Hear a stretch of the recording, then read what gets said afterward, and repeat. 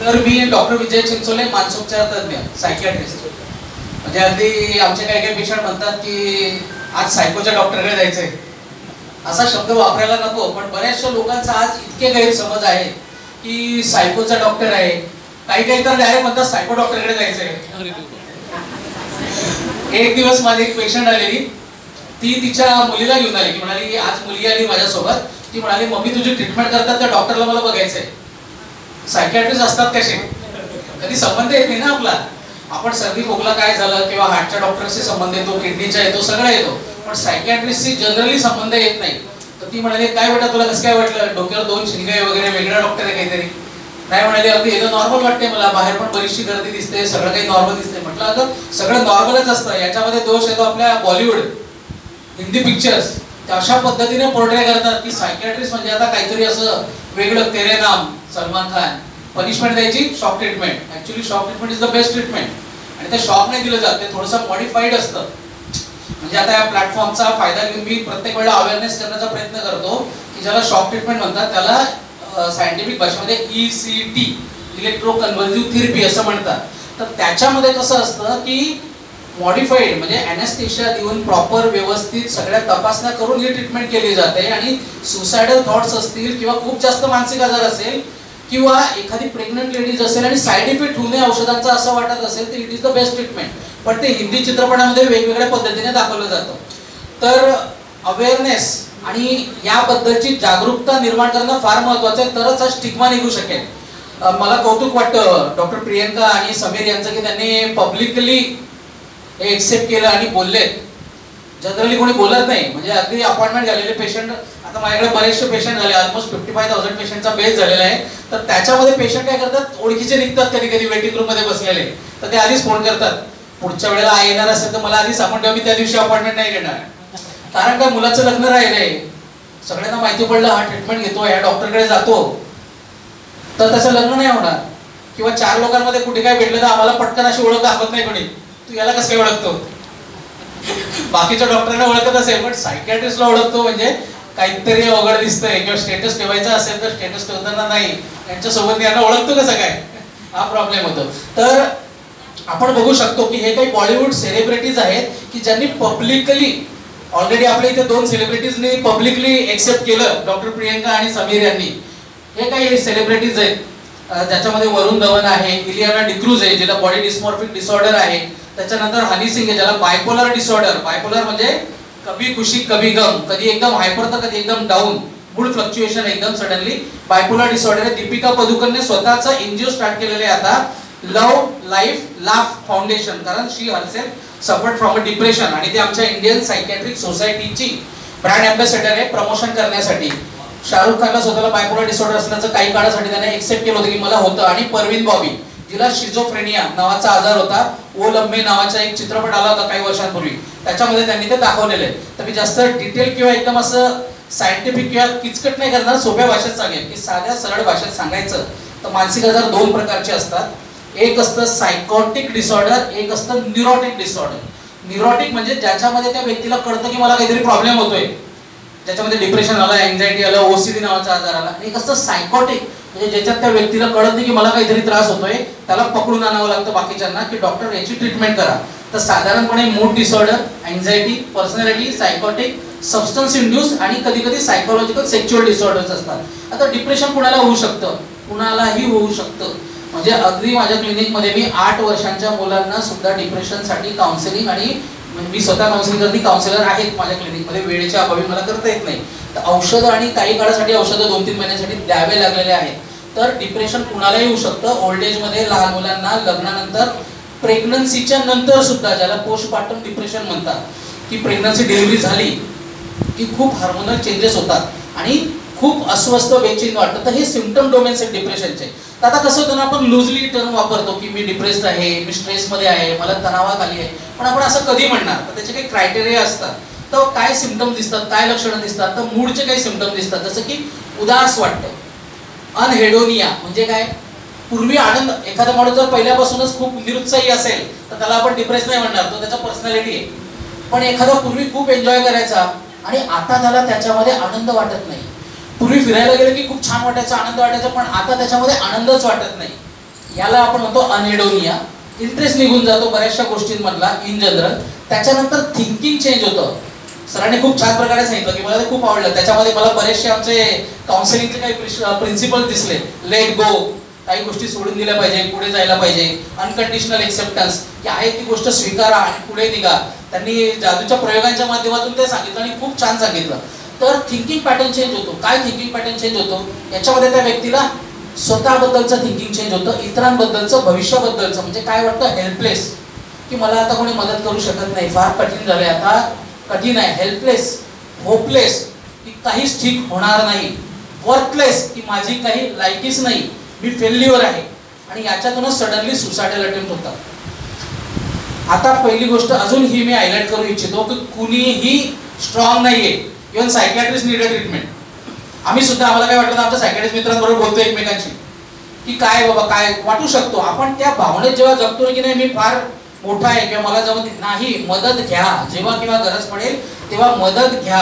आत्ताच काही वर्षांपूर्वी मी सोलापूरमधून MBBS केले गव्हर्नमेंट कॉलेजमधून. डॉक्टर वडसंकर म्हणून आमचे न्यूरोलॉजिस्ट होते, आमचे प्रोफेसर होते ते. आम्ही शॉक झालो की त्यांनी स्वतःला गोळी मारून सुसाईड केली. Not possible. स्वतःचं हेलिकॉप्टर, स्वतःचं पर्सनल चॉपर आहे, त्यांचं पैसा आहे, एवढं नाव आहे, स्टुडंट्स आहेत आणि प्रचंड मोठ्या व्यक्तिमत्व. त्यांची सून न्यूरो सर्जन आहे, मुलगा न्यूरोलॉजिस्ट आहे जो आमच्या बरोबर होता, त्यांची सून आमच्या बरोबर होती, माझी बॅचमेट होती.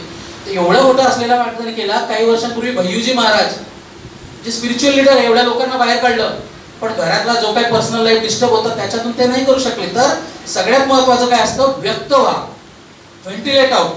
आपल्या घरामध्ये प्रेशर कुकर आहे, त्याला शिटी असते की नाही? का असते? व्हेंटिलेशन, वाफ निघाली पाहिजे, नाही तर बर्स्ट होणार, स्फोट होणार. हा हॉल आहे, याला खिडक्या आहे, खिडक्या नसतं तर काय झालं असतं? श्वास गुदमरायला लागला. तर हे व्हेंटिलेट करणं, हा श्वास गुदमरण्याचा थांबण्यापासून बोलणं, व्यक्त होणं, सांगणं फार गरजेचं असतं. मी फार मोठं काही सांगत नाहीये, पण हे आपल्याला माहिती असून पण कळतंय पण वळत नाही असं आपण म्हणतो. आणि हे कशामुळे होतं ते मी सांगतो नंतर. तर असे लक्षणं दिसतात. आता आपण डिप्रेशन कधी लेबल करणार त्याला? हे क्रायटेरिया आहे की जर उदास वाटत असेल आणि कशामध्ये इंटरेस्ट वाटत नसेल, या 2 लक्षणांपैकी एक लक्षण असेल, आणि 4 लक्षणं ह्या 7 लक्षणांपैकी कुठले? की अचानकपणे वजनामध्ये बदल होणं, म्हणजे एक तर वजन कमी होणं किंवा वजन वाढणं. झोपेमध्ये बदल होणं, म्हणजे झोप कमी होणं किंवा झोप खूपच जास्त यायला लागणं. ॲपेटाईट चेंज होणं, म्हणजे काय? की खूपच भूक लागायला लागली, खूपच खात बसतोय, रात्रीचं उठून खातोय. That is also sign of stress. रात्रीला उठून भूक लागते आणि खातात लोक, किंवा भूकच लागत नाहीये, दॅट इज ऑल्सो साईन. तर हे जर लक्षण असेल. दुसरं, स्लीप पॅटर्न डिस्टर्ब, जास्त झोप किंवा छोटी चिडचिड, म्हणजे छोटंसं काही बोललं ना की लगेच चिडचिड, की आपण काहीतरी सांगायला जातो ते पूर्ण ऐकून घेण्याच्या आधी चिडचिड करायला लागतो, खूपच जास्त चिडचिड करतोय, हे एक लक्षण असेल. तर फटीग म्हणजे काय? की खूप थकल्यासारखं वाटतं, आजकाल एनर्जेटिकच वाटत नाही, सकाळी उठलं की असं वाटतं जायलाच नको, झोपूनच राहायला हवं, असं फटीग वाटत असेल. गिल्ट फिलिंग, जे मी म्हटलो की विनाकारणाने गिल्ट वाटणं, कुणाला काहीतरी बोलायचं मनाच्या विरोधात आणि मग आपल्यालाच वाईट वाटत राहतं, मी कशाला बोललो, आणि खूपच विचार, छोटा नाही खूप जास्त प्रमाणात, हेल्पलेस, होपलेस, वर्थलेस ते विचार. त्याच्यानंतर कॉग्निटिव्ह डिस्फंक्शन म्हणजे काय? कॉन्सन्ट्रेशन न होणं. This is also can be sign of stress and depression. Concentration न होणं म्हणजे लक्ष न लागणं, डिसिजन न घेऊ शकणं, मेमराईज नाही करू शकणं, हे जर लक्षणं असतील तर. आणि त्याच्यानंतर सुसायडल थॉट्स. तर या 4 पैकी, या 7 पैकी 4 आणि वरचे 1 असे 5 लक्षणं 9 पैकी असतील. 1 दिवस नाही, 2 दिवस नाही, माझ्या आयुष्यात जर काही वाईट झालं तर मला पण वाटू शकतं, इट इज नॉर्मल. कुणाच्या जवळचा मृत्यू झाला, फायनान्शियल लॉस झाला, काहीतरी स्ट्रेस आला, इट इज नॉर्मल. पण जर ते कंटिन्युअस असेल 2 आठवडे, तर मग आपण काउन्सिलरला किंवा सायकियाट्रिस्टला तरी भेटायला हवं. आता अजून काही सोमॅटिक सिम्पटम्स असतात. आता कसं असतं माहिती आहे का? अशा बऱ्याचशा केसेस आमच्याकडे आलेल्या आहेत की काय की छातीत धडधडतं, घाबरतं, अस्वस्थ वाटतं, डॉक्टरकडे गेला, डॉक्टरांनी चेक केलं, काहीतरी ब्लॉकेज निघाला, अँजिओप्लास्टिक करून टाकली आणि तरी पण सिम्पटम तसेच आहेत. तर बऱ्याच वेळेला काय होतं की ते सिम्पटम्स कधी कधी फक्त अँझायटीचे पण असू शकतात. आता माझी चेक केली तर माझ्यामध्ये थोडेफार काहीतरी छोटे मोठे ब्लॉकेज निघू शकतात. सेम थिंग की तपासण्या करतायत, सगळ्या तपासण्या नॉर्मल येत आहेत, पण तरी मनाचं समाधान होत नाही. पाठीत दुखतंय, पोटात दुखतंय, ज्याला IBS म्हणतो, इरिटेबल बाउल सिंड्रोम, की सारखं एक तर पोट दुखतं, लूज मोशन्स होतात किंवा कॉन्स्टिपेशन होतं, मानेचा हा भाग सारखा दुखत राहतो, डोकं जड होतं, पाठीचा हा भाग, खालचा मणक्याचा भाग हा जर दुखत असेल आणि ऑर्थोपेडिक गेल्यानंतर सगळ्या टेस्ट नॉर्मल येत असतील तर that can be symptom of the depression. त्याला सोमॅटिक सिम्पटम्स म्हणतो आपण. आता काय कारणं असतात डिप्रेशन व्हायची? आपल्याला माहिती आहे, याला आम्ही बायोलॉजिकल, सायकोलॉजिकल, सोशल मॉडेल म्हणतो. बायोलॉजिकल म्हणजे काय? पुन्हा बाईच्या भाषेत केमिकल लोचा. केमिकल लोचा म्हणजे काय? आपल्या, तुमच्या, माझ्या सगळ्यांच्या मेंदूमध्ये एक केमिकल आहे, त्याचं नाव असतं सिरोटोनिन.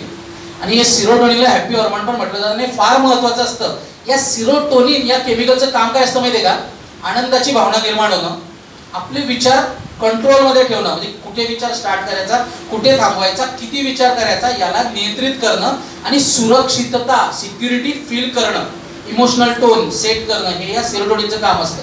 आता काही कारणास्तव जर हे सिरोटोनिन कमी झालं तर काय होईल? आनंद वाटणार नाही. म्हणजे त्याला आपण फिरवायला पण घेऊन गेलो आपण, म्हणून त्याच्या तोंडावर 12 वाजले नाहीत का?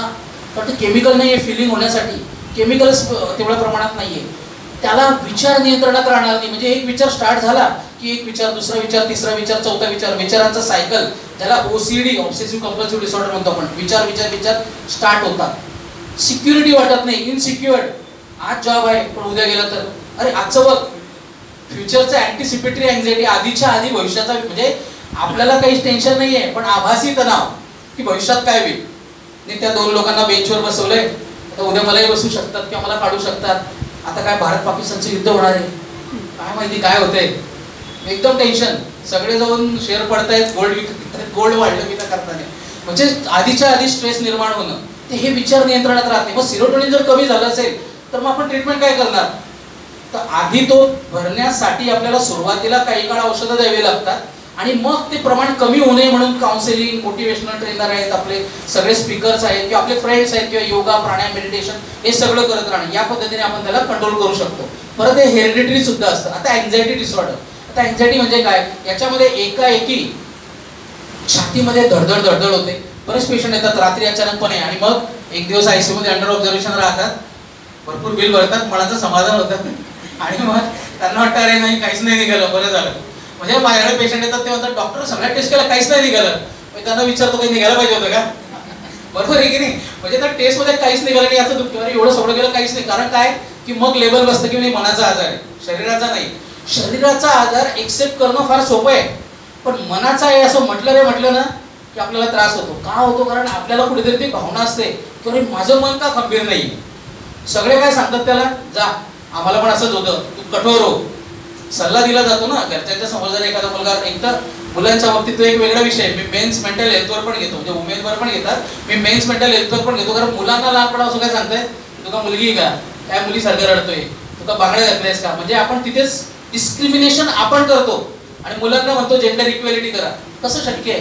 तुम्ही घरापासून सुरुवात करायला पाहिजे ना. तुम्ही जर म्हणणार की तू रात्रीची बाहेर जाऊ नकोस, तू मुलगी आहेस, किंवा तुका मुलीसारख्या बांगड्या भरल्यास का हातामध्ये, तू मुलीसारखा काय रडतोयस, या शब्दांमुळे कुठेतरी त्या लहानपणामध्येच आपण संस्कार करून टाकतो की मुलगी वेगळा, मुलगा वेगळा, जेंडर इक्वेलिटी गेलं, जेंडर डिस्क्रिमिनेशन. आणि मग त्या मुलांमध्ये काय होतं की नाही, रडणं म्हणजे भित्रेपणाचं लक्षण आहे, रडणं किंवा व्यक्त होणं, म्हणून मुलं किंवा माणसं व्यक्तच होत नाही, किती पण स्ट्रेस आला तर. म्हणून सुसायडल अटेम्प्ट करण्याचं प्रमाण स्त्रियांमध्ये जरी जास्त असलं तरी ते सक्सेसफुल सिरियस सुसायडल अटेम्प्ट पुरुषांमध्ये जास्त आहे.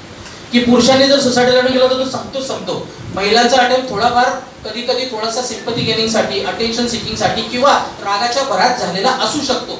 मी इथे डिस्क्रिमिनेट करत नाही, पण असं असतं बऱ्याच वेळा, का ते व्यक्त होतात, सडनली रिॲक्ट करतात. पण माणसांचं कसं आहे, त्यांच्यावर बिंबवलेलं आहे, व्यक्त नाही व्हायचंय, आपल्याला खंबीर राहायचंय. अशा पद्धतीने या गोष्टी होतात. तर एकाएकी छातीत दडदडल्यासारखं होणं, घाबरणं, अस्वस्थ वाटणं, बेचैन वाटणं, घाम फुटणं, सारखी गळ्याला म्हणजे कोरड पडणं, पाणी प्यावंसं वाटणं, लघवीला सारखं जावंसं वाटणं, ही लक्षणं पॅनिक अटॅकची असू शकतात. आता जास्त डिटेलमध्ये जाणार नाही मी. एक असतं post traumatic stress disorder, PTSD. खूप सारे केसेस येत आहेत. एखाद्या वॉर नंतर, बॉम्बे ब्लास्ट नंतर, ट्रेनमध्ये ब्लास्ट झाले, आयुष्यात काहीतरी वाईट घटना घडली की त्याला पोस्ट ट्रॉमॅटिक स्ट्रेस डिसऑर्डर असं आपण म्हणतो. रेप विक्टिम्स यांच्यामध्ये असतं की इंट्रुजन ऑफ थॉट्स, ते विचार सारखे सारखे सारखे सारखे वारंवार मनामध्ये येत असतात, आणि अवॉइडन्स ऑफ द सिच्युएशन, मग ती सिच्युएशन अवॉइड करायची. ट्रेनमध्ये झालं तर ट्रेनने जाणारच नाही परत कधीच, किंवा या पर्टिक्युलर ठिकाणी झालं की व्यक्ती दिसली, काही पिक्चर दिसलं की सारखं तेच विचार येतात. हायपर अराउजल म्हणजे झोप न लागणं, झोपेत दचकल्यासारखं होणं, झटका लागणं, झोपेमध्ये परत ते सीन आठवत राहणं, ह्या सगळ्या गोष्टींना आपण PTSD असं म्हणतो. हे पण अँझायटी डिसऑर्डरमध्ये येतं. आता आपल्याला बॉलिवूडचे पिक्चर खूप आवडतात, म्हणून मी सोपं करण्यासाठी बॉलिवूडच्या काही पिक्चर्स मधून त्या डिसऑर्डर्स दाखवतोय. डिप्रेशन अँड ॲडिक्शन आपण बघितलं, देवदास मूवीमध्ये दाखवलेलं आहे ॲडिक्शन. मी अल्कोहोल अनॉनिमसच्या पण बऱ्याचशा एचे जे ग्रुप्स आहेत त्याच्या मीटिंग्स घेतो. माझ्या व्यसनमुक्ती केंद्रामध्ये एचे मेंबर्स पण येऊन मीटिंग्स घेतात. आणि अल्कोहोल हा खूप मोठा म्हणजे ॲडिक्शन इन जनरल, आता आजकाल तर मोबाईल फोनचं ॲडिक्शन वाढलेलं आहे, ते सुद्धा तेवढंच भयंकर ॲडिक्शन आहे. आणि वर्ल्ड हेल्थ ऑर्गनायझेशनने ॲडिक्शनला म्हणजे मोबाईल फोन ॲडिक्शनला ऑफिशियली डिसऑर्डर म्हणून घोषित केलेलं आहे. आता मोबाईल फोनचं ॲडिक्शन चे लक्षण कसे ओळखायला आपण, की आपण ॲडिक्ट तर होत नाहीये. मी त्या विषयावरून या विषयाकडे अल्कोहोल बद्दल सगळ्यांना ऑलमोस्ट माहिती आहे. Alcohol, nicotine, tobacco, smartphone addiction, धोक्याची घंटा कधी, जर मी झोपताना बेडरूम मध्ये मोबाईल घेऊन लाईट बंद झाल्यावर मोबाईल बघत असेल तर धोक्याची घंटा आहे. सगळेच ऑलमोस्ट 90% लोक बघत असतात. ही धोक्याची घंटा आहे, वाईट आहे, कारण त्याचे रेज तुमच्या डोळ्यांवरती जातात आणि तुमचा मेंदू थकतो, दुसऱ्या दिवशी प्रचंड थकल्यासारखं होणार. बाथरूम मध्ये, टॉयलेट मध्ये मोबाईल फोन घेऊन जात असेल तर, पूर्वीच्या काळी लोक न्यूजपेपर घेऊन बसायचे, आता मोबाईल घेऊन बसतात. मोबाईल बाथरूम मध्ये घेऊन जात असाल तर, जेवणाच्या टेबलवर, डायनिंग टेबलवर तुम्ही मोबाईल घेऊन एकमेकांची गप्पा न मारता प्रत्येक जण मोबाईलवर बसलेला आहे तर ही धोक्याची गोष्ट आहे. सकाळी उठल्या उठल्या जर मी पटकन आधी मोबाईल बघून, रात्री किती व्हॉट्सअप मेसेज आलेले, किती फेसबुकवर काल पोस्ट टाकली होती, किती लोकांचे, सरांनी सांगितलं की आजकाल व्हायरल होण्याचा टेंडन्सी लागलेली, व्हायरल, मी पटकन व्हायरल होतोय का, किती लोकांनी माझ्या पोस्ट बघितल्या, किती लोकांनी लाईक केलं, किती लोकांनी नाही केलं. मी पहिला फोन जर उचलून बघत असेल, जसं तंबाखू खाणाऱ्यांना सगळ्यात पहिल्यांदा आधी एक तर तंबाखू खायची, स्मोकिंग करायची, नाही तर किक लागत नाही, टॉयलेटच होत नाही असं ते म्हणतात. ऍक्च्युली थोडंफार असतंच होतं का, ते सायकोलॉजी तशी बिल्ड होते, कंडिशनल रिफ्लेक्स म्हणतो आपण त्याला.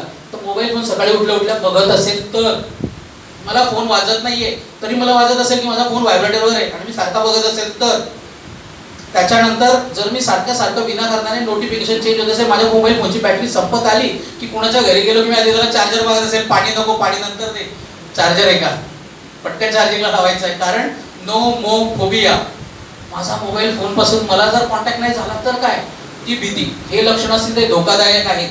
आता हे जर टाळायचं असेल तर सिंपल टिप्स काय, नो एंट्री झोन ठरवून टाका आधी मोबाईलचा. नो एंट्री म्हणजे काय, बाथरूम मध्ये नो मोबाईल फोन, बेडरूम मध्ये नो मोबाईल फोन, सगळे मोबाईल फोन घ्यायचे, त्याची एक वेगळी बेडरूम करायची, मम्मीचा, पप्पाचा, मुलांचा फोन तिथे झोपून द्यायचा, संपून. No entry, no entry on dining table, no entry on study room, हे झालं no entry. Play with your hands and legs, not with your fingers. आजकाल काय, माझा मुलगा फुटबॉल खेळतो कुठे, मोबाईलवर, क्रिकेट खेळतो मोबाईलवर, जंगली रमी, सगळं तेच नाही, बाहेर जाऊन खेळा, हे करू शकतात. टेक्नॉलॉजी फास्ट, टेक्नॉलॉजी फास्ट म्हणजे काय की एक दिवस महिन्यातला असा काढा की सगळ्यांचे मोबाईल, लॅपटॉप सगळं बंद आणि बाहेर फिरायला जा निसर्गामध्ये. Connect with nature, not with wifi. एक टेक्नॉलॉजी फास्ट ठेवायचा या पद्धतीने. आणि सिंपल फोन एक नॉर्मल कॉलिंगसाठी आपण यूज करू शकतो.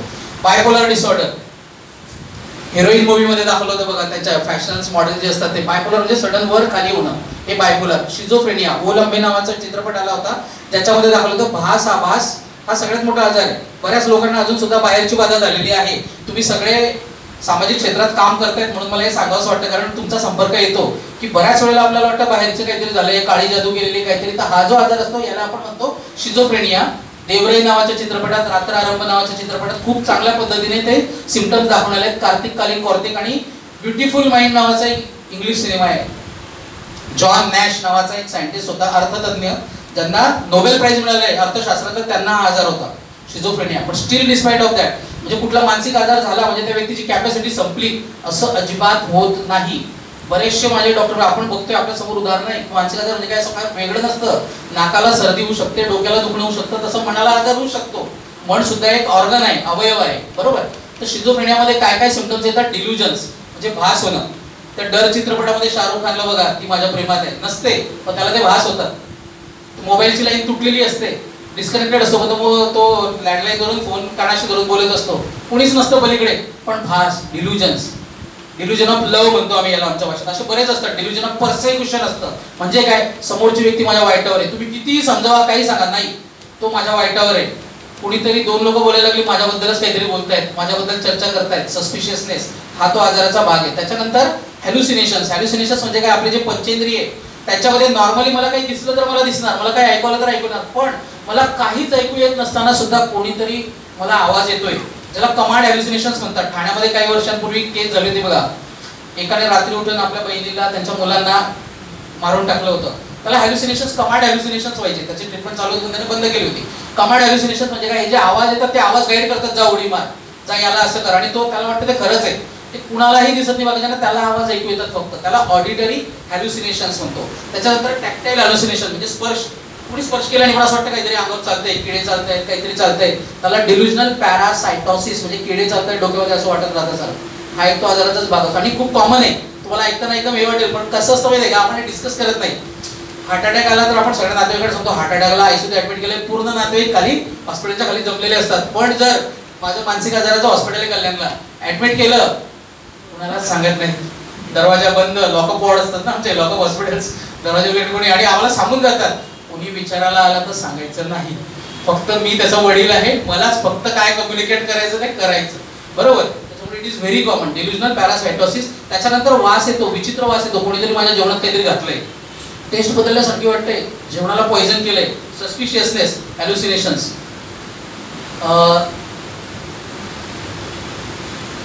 त्याच्यानंतर याच्यामध्येच या आजाराच्या अजून काही लक्षणांमध्ये असे लक्षणं येतात की डिसऑर्गनाइज स्पीच, म्हणजे तो काय बोलतोय ते कळत नाहीये, तो काय बोलतोय ना ते कळत नाहीये, वेगळंच काहीतरी बोलतोय, म्हणजे बोलायला चालू केलंय आणि वेगळंच काहीतरी असंबद्ध बडबड करणं, एकांतात तोंडातल्या तोंडात पुटपुटणं, बडबड करणं, हातवारे करणं, हे या आजारामध्ये लक्षणं येतात.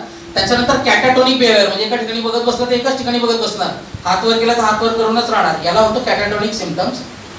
अफेक्टिव्ह फ्लॅटनिंग म्हणजे त्यांना अफेक्शनच नसतं, चेहरा एकदम ब्लँक, तुम्ही किती एक्सप्लेन करा, आनंद वाटणार नाही, दुःख वाटणार नाही, अशा पद्धतीने होतं. अलॉजिया म्हणजे लॉजिकल नसलेलं काहीतरी वेगळंच ते बोलत राहणार. हायपोकॉन्ड्रियासिस हा आजार पण खूप कॉमन आहे. पिकू नावाच्या सिनेमामध्ये अमिताभ बच्चनला दाखवलं बघा, काहीतरी झालं म्हणजे मला काहीतरी होतंय, मला काहीतरी आजार झालाय, पण डॉक्टर शॉपिंग ते करतात, डॉक्टर शॉपिंग. एका डॉक्टरकडे जायचं, त्याने सांगितलं सगळं नॉर्मल आहे, नाही या डॉक्टरचं काहीतरी चुकलं असेल, दुसऱ्या डॉक्टरकडे जायचं, दुसऱ्या डॉक्टरला विचारायचं, तो पण होतो नॉर्मल आहे, पण टेस्ट करणार, या लॅबचं चुकलं असेल, वेगळा रिपोर्ट वेगळ्या लॅबमधून करणार. HIV फोबिया, खूप सारे पेशंट याच्यातले असे भीती वाटत असते की मला HIV झालं असेल, निडल लागली असेल, त्या सलूनच्या दुकानावर गेलो त्याने परत तेच ब्लेड वापरलं असं मला वाटतंय, मला काहीतरी झालं असेल, हे सारखं कॉमेडी इज व्हेरी कॉमन. खूप सारे पेशंट येतात आणि समजावणं खूप कठीण होतं. डिसोसिएटिव्ह आयडेंटिटी डिसऑर्डर भुलभुलैयामध्ये दाखवलं होतं, यालाच मल्टिपल पर्सनॅलिटी. अपरिचित नावाचा सुद्धा एक सिनेमा होता साऊथचा, त्याच्यात ते दाखवलं होतं की, आणि हे प्रॅक्टिकली केसेस येतात. फक्त कसं असतं, काही काही मॅलिंगरिंग पण करतात, काही काही खोटं पण करू शकतात याच्यामध्ये, तर ते आपल्याला ओळखायचं असतं, त्याचे काही क्रायटेरिया असतात. त्याच्यानंतर ऑटिझम खूप कॉमन आहे आजकाल लहान मुलांमध्ये, कोरोनाच्या नंतर खास करून हे सिम्पटम्स खूप लहान मुलांमध्ये, हे जन्मतः असतं, पण वय वर्ष 3च्या नंतर लक्षणं दिसतात. म्हणजे ते मूल जे असतं ना ते आपल्याच धुंदीत असतं, डोळ्यात डोळे मिळवत नाही, आय कॉन्टॅक्ट करत नाही, चंचल असतं, एका जागेवर बसत नाही, कॉन्सन्ट्रेट करत नाही, स्पीच डिले होतं, बोलत नाही किंवा मोनोटोनस, IQ एकदम हाय असतो, बुद्धी एकदम सॉलिड. माझ्या एका चांगल्या मित्राचं, म्हणजे एक मित्र आहे चांगला एज्युकेटेड आहे, त्याच्या मुलाला आहे, तो फक्त इंग्लिशमध्येच बोलतो, घरचे मराठीत बोलतात पण तो उत्तर देताना इंग्लिशमध्येच बोलतो. म्हणजे टॅलेंट प्रचंड असतं पण सोशलायझेशन नसतं, आय कॉन्टॅक्ट नाही, आईन्स्टाईनला होतंय, आय कॉन्टॅक्ट नाही, कुणामध्ये मिसळणं नाही, या पद्धतीने हा आजार असतो. पण हा सुरुवातीलाच ओळखला गेला तर ऑक्युपेशनल थेरपी नावाची थेरपी असते, ज्याच्याने याच्यामध्ये बरीच चांगली इम्प्रूव्हमेंट होते. Learning disability, thanks to Aamir Khan, Taare Zameen पर आणला आणि त्याच्यानंतर भरपूर अवेअरनेस आणि बरेच लर्निंग डिसॅबिलिटीचे सेंटर्स निर्माण झालेले आहेत. सोशल वर्कमध्ये करताय म्हणून सांगतोय, लर्निंग डिसॅबिलिटी जर खरोखर एका मुलाला असेल, ज्याच्यामध्ये बरेच क्रायटेरिया त्याचे, पण सिंपल क्रायटेरिया म्हणजे काय, त्याचं रायटिंग एकदम खराब असतं, बी ला डी फेज रिव्हर्सल म्हणतो आपण, टीचर सांगू शकते चांगल्या प्रकारे, बी ला डी, ए ला ई किंवा असे काही डिफरन्सेस असतील, आणि LD असेल, सर्टिफिकेशन जर गव्हर्नमेंट कडून तुम्ही केलं तर त्यांना 10th किंवा 12th एक्झाम 30 मिनिट्स एक्स्ट्रा मिळतात, बाकीच्या फॅसिलिटीज मिळतात. सो हे ओळखणं सुद्धा गरजेचं आहे. अल्झायमर डिमेन्शिया ब्लॅक नावाच्या मूवीमध्ये दाखवलं होतं, हा आजार सुद्धा कोरोनाच्या नंतर प्रचंड वाढतोय. याच्यामध्ये रिसेंट मेमरी लॉस होतं, म्हणजे आताच विसरून जातात, 40 वर्षापूर्वीचं एकदम लख आठवतं, 50 वर्षापूर्वीचं आठवतं, पण आताच माझ्या मुलांची लग्न झालंय आठवत नाही किंवा नातू आठवत नाही, आता सकाळी काय जेवलोय आठवत नाही, परत परत जेवण मागतात, परत परत विचारतात. ओल्ड एज मध्ये जनरली आपण विसरतो, पण जर प्रमाणापेक्षा जास्त विसरत असेल तर अल्झायमर्स असू शकतं. पोस्टपार्टम डिलिव्हरीच्या नंतर हे होतं. आता सायकॅट्रिक डिसऑर्डर मी ऑलरेडी बोललो की नॉर्मल माणूस असं बघू शकतो, शिझोफ्रेनिया असेल ना तर त्याचं परसेप्शन असं होतं, डोळे वगैरे सगळे चांगले, पण त्यांचा ब्रेन त्याला डिस्टॉर्टेड परसेप्शन करतो, आणि म्हणून त्यांना याच्यामध्ये काय होतं, का असं होतं, डोपामाइन, आता मी जसं सेरोटोनिन सांगितलं ना, एक 5 मिनिटामध्ये संपवतोय आता. डोपामाइन नावाचं एक केमिकल असतं, या डोपामाइन नावाचं केमिकलचं काम असतं सतर्क राहणं, व्हिजिलन्स. म्हणजे कुठे काय चाललंय सतर्क राहणं. हे केमिकल जेव्हा जास्त होतं प्रमाणापेक्षा तेव्हा तो माणूस बनतो हायपर विजिलंट, अति सतर्क. कुठे काय आवाज आला, मुद्दा म्हणून झालाय, माझ्यासाठीच केलंय, कोणी बोललं माझ्याबद्दलच बोलतोय, म्हणजे हायपर विजिलंट होतो. संशय विकाराचा आजार निर्माण होतो आणि मग परत हे डोपामिन कमी करण्यासाठी तसं औषध द्यावं लागतं. आता बघा, मी एक सिंपल स्लाइड दरवेळेला दाखवतो. फ्रॅक्चरशी तुलना करून मनाचं पण फ्रॅक्चर होऊ शकतं, बरोबर, ज्याला आपण मानसिक आजार म्हणतो. फ्रॅक्चर झालं तर ट्रीटमेंट करण्याची गरज आहे का?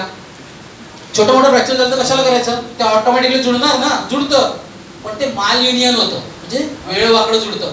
पूर्वीच्या काळी जेव्हा ऑर्थोपेडिक नव्हते तेव्हा बोन सेटर होते किंवा हाड वैद्य असायचे बघा, ते जोडायचे, पण ते हाड कसं जुळतं? मग चुकीच्या पद्धतीने जुळतं, थोडं वाकडं वगैरे होतं, ऑटोमॅटिकली जुळतं. सेम एखाद्याच्या मनाच्यावर आघात झाला, मन फ्रॅक्चर झालं, तो त्याच्यातून बाहेर पडणार ना, का नाही पडणार? पडणार, पण इररॅशनल बिलीफ्स, चुकीच्या संकल्पना घेऊन बाहेर पडणार. आघात झाला, रिक्षावाल्याला सांगितलं, रिक्षावाला थांबलाच नाही, मला अर्जंट काम होतं, मग माझ्या मनात काय विचार येणार? सगळेच रिक्षावाले असेच असतात, ओव्हर जनरलायझेशन, इररॅशनल थॉट्स, अविवेकी विचार. मला ती घटना एवढी झाली, माझ्या घरी मला आई आजारी होती, मला जायचं होतं पण कोणी थांबलं नाही, मी त्या घटनेला इतका पर्सनली घेतो की मी काय म्हणतो, सगळे रिक्षावाले असेल, सगळे पुरुष असेल, सगळ्या लेडीज अशाच, एखाद्याने असं काही वागलं तर, म्हणजे जनरलायझेशन करणं इररॅशनल होतं. म्हणून वेळेवरच जर असा काही आघात झाला, काही वाईट घटना घडली तर ते चॅनलाइज करणं वेळेवर गरजेचं आहे. फ्रॅक्चर झालं तर आपण प्लास्टर करतो, फिजिओथेरपी देतो, इथे सायकोथेरपी असते, काउन्सिलिंग. एक्झॅक्टली, जर तिथे कॅल्शियम वगैरेच्या गोळ्या दिल्या तर तसं गरज पडलं तर गोळ्या द्याव्या लागू शकतात. अशा पद्धतीने सगळ्यात महत्त्वाचं काउन्सिलिंग खूप गरजेचं असतं. आता काउन्सिलिंग घरच्यांना पण करावं लागतं. बरेचसे काय होतं ना, घरचे काय सांगतात ना, अरे कंट्रोल कर, त्याच्याने तर माणसाला काय वाटतं माहिती आहे का, सगळ्यांना जमतंय, मला जमत नाही, तो अजून डिप्रेस होतो, बरोबर आहे की नाही? एखादा बुडायला लागला तर आपण काय बोलू, अरे हातपाय मार, असं म्हणणार का आपण? तो बुडतोय, आपल्याला माहिती, त्याला पोहता येत नाही, तर आपण काय करणार? आधी त्याला वाचवणार आणि मग त्याला काय म्हणणार, बाबा तू पोहायला शिक बरं का, पुढच्या वेळेला जर पाण्यात पडलं मी नसलो तर तुला कोण वाचवणार? तसा ज्या वेळेला डिप्रेशन मध्ये माणूस जातो तेव्हा त्याला हे सल्ले देणं म्हणजे त्याला अजून डिप्रेशन मध्ये टाकणं असतं. आधी त्याला बाहेर काढा आणि मग काउन्सिलर आहेत, मोटिवेशनल ट्रेनर आहेत, सर आहेत, बाकी सगळे फ्रेंड्स आहेत, त्यांच्यातून काउन्सिलिंग करणं गरजेचं आहे. अजून एक उदाहरण, मी जर एक दगड घेतला आणि तो दगड जोरात त्या भिंतीवर मारला आणि तो दगड काचेच्या भिंतीवर मारला तर काय होणार? काचेची भिंत तुटणार, पण दगडाची भिंतीचं काय होणार? भिंतीचं काय होणार नाही, दगडाचे तुकडे होणार. मारणारा मीच, दगडही तोच, फोर्सही तेवढाच, पण फरक पडला का? त्याचा नेचर, तो मोडताच खूप इमोशनल आहे, स्वाभाविक, त्याचा स्वभाव पहिल्यापासून मानी आहे, तर हा फरक पडतो आणि समजवणं गरजेचं असतं. सगळ्यात महत्त्वाचं म्हणजे की फॅमिली सगळ्यात महत्त्वाची गोष्ट आहे. ॲट द एंड तुमची फॅमिली तुमच्या जवळ राहणार. आजकाल नवीन मुलांना सांगायला फार कठीण जातं, त्यांना आवडत नाही फॅमिली बरोबर बऱ्याचशा गोष्टी शेअर करायला, कारण जनरेशन गॅप पूर्वी 10-15 वर्षांनी असायचा, आता आम्ही बघतोय अगदी 4-4, 5-5 वर्षात जनरेशन गॅप दिसतोय. मोठा भाऊ किंवा मोठी बहीण अगदी 4-5 वर्षांनी मोठी असेल तर त्यांचं फ्रिक्वेन्सी मॅच होत नाही, त्यांचे विचार इतके प्रचंड रॅपिड सिव्हिलायझेशन आणि वेस्टर्नायझेशन होते. तर फॅमिली बरोबर डिस्कशन करणं, एक वेळचं जेवण तरी एकत्र करायला पाहिजे. आपल्याला माहिती जमत नाही आजच्या जेवणात, पण ऍटलीस्ट संडे मिळाला किंवा एखादा वेळ मिळत असेल तर एक जेवण एकत्र करणं, डिस्कशन करणं फार गरजेचं आहे, व्हेंटिलेट करणं गरजेचं आहे. एक साधं उदाहरण की आपल्या घरामध्ये जर कचरा असेल आणि आपण तो कचरा काय करतो, रोज कचरा काढतो की नाही? जर कचरा काढला आणि 3-4 दिवस तर काय होणार? दुर्गंधी सुटणार. आणि 5व्या दिवशी आपल्याला समजलं अरे वास येतोय, कचरा काढायला पाहिजे, आणि आपण कचरा काढायला गेलो तर काय होणार? तिथे डाग पडणार, स्टेन्स पडणार. सेम थिंग आहे, तुमचे भांडणं झालेले असतील, काय असेल, at the end of a day रात्री तुम्ही ते डिस्कशन करून विचारांचा निचरा म्हणतो आपण त्याला, विचार क्लिअर करून एकमेकांशी बोलूनच झोपलं पाहिजे. आपण म्हणू बघू उद्या, नाही, ते जास्त मोठं घर करणार आणि त्याचा इररॅशनल बिलीफ, अविवेकी विचार होणार. या पद्धतीने फॅमिली बरोबर डिस्कशन करणं गरजेचं आहे. सेल्फ हिप्नॉसिस, स्वसंमोहन, रिलॅक्सेशन, प्राणायाम, मेडिटेशन, या सगळ्या गोष्टी आणि तुमच्या हॉबीज, हे सगळं करणं फार गरजेचं आहे. एक साधं प्रिन्सिपल सरांनी जे सांगितलं, जादूच्या प्रयोगांमधून पण बरंचसं दाखवलं, सगळ्यात महत्त्वाचं आहे याच्यामध्ये अनकंडिशनल एक्सेप्टन्स, म्हणजे बिनशर्त स्वतःला, इतरांना आणि परिस्थितीला स्वीकारणं. ही गोष्ट माझ्या कंट्रोलमध्ये नाही आहे, मग मी उगाच त्याच्याबद्दल त्रास करून घेण्याचा अर्थ नाही, मला नाही जमत आहे, ठीक आहे, that is okay, let go, मी सोडून दिलं त्याला, हे फार महत्त्वाचं आहे. याच्यावरच्या प्रार्थनेच्या 4 ओळी सांगून संपवतो. ती प्रार्थना आहे, त्याच्यामध्ये सगळं तत्व आहे. कुठलाही धर्म असेल त्या धर्मात हेच तत्व सांगितलेलं आहे. जे सहज शक्य साध्य ते शक्ती ते कराया, जे सहज शक्य साध्य ते शक्ती ते कराया, जे अशक्य असाध्य ते शक्ती ते सहाया, जे अशक्य असाध्य दे शक्ती ते सहाया, मज काय शक्य आहे काय अशक्य, माझे मला कडाया दे बुद्धी देवराया, दे बुद्धी देवराया. थँक्यू. अजून एक डॉक्टर प्रियंकाने अनाउन्समेंट केली होती, त्या संदर्भात फक्त बोलतो की आमचा असा प्रोजेक्ट करण्याचा विचार चालू आहे हेल्पिंग हँडच्या माध्यमातून. मनोमित्र म्हणजे मानसिक आजाराबद्दल जागरूकता निर्माण करण्यासाठी जे कोणी व्हॉलंटियर यायला तयार असतील, कारण कसं असतं ना की प्रत्येक वेळेला डॉक्टरांकडे जाणं शक्य नसतं किंवा गरजेचंही नसतं. सुरुवातीच्या काळात तुम्ही तुमच्या जवळच्या व्यक्तीला, ज्याला याच्याबद्दलची थोडीफार कल्पना आहे, बोललात तरी 90% प्रॉब्लेम सॉल्व्ह होऊन जातात. तर त्यासाठी मनोमित्र म्हणजे ज्याच्यातून आम्ही सायकियाट्रिक डिसऑर्डर बद्दलचं ट्रेनिंग आणि first aid, psychological first aid, की पहिल्यांदा काय करायचं जर कोणी अशी व्यक्ती आपल्याजवळ आली आणि बोलली तर त्याबद्दलचं काहीतरी ट्रेनिंग प्रोग्राम चालू करण्याचा आमचा विचार सुरू आहे. डिटेल मॅडम सांगतीलच, सर सांगतीलच. थँक्यू, धन्यवाद. मला बोलल्यानंतर पुन्हा एकदा आभारी आहे. थँक्यू, धन्यवाद.